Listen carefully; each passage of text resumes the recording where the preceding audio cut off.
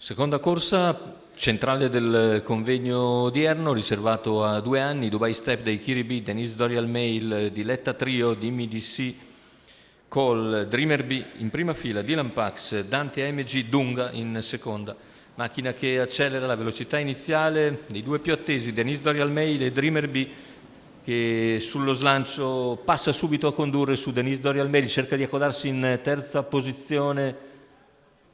e lo fa Diletta Trio, poi dai Kiribi via via gli altri con Dubai Step in quinta posizione lungo la corda, se ne vanno i primi 200 metri di gara in 15:1 con l'allieva di Alessandro Gocciadoro che precede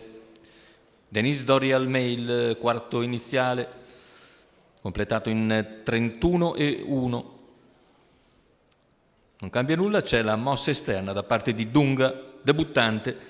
che risale gradualmente, raggiunge i fianchi e poi anzi copre interamente Dreamer B al completamento dei 600. Insiste Dunga, attacca, è in grado di passare già davanti alle tribune con un parziale secco. Dunga in vantaggio quindi dopo un giro esatto, un parziale in 30:1 ora.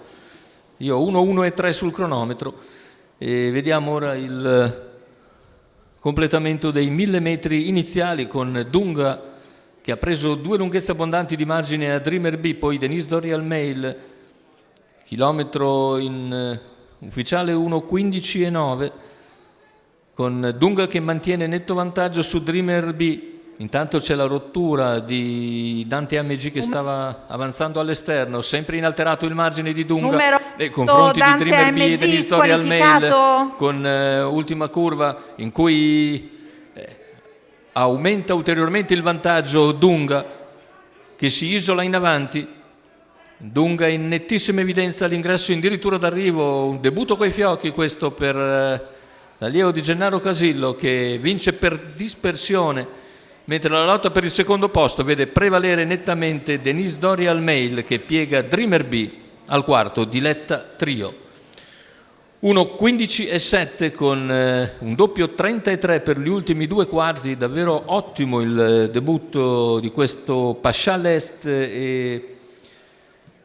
Iride Air, un allievo di Gennaro Casillo che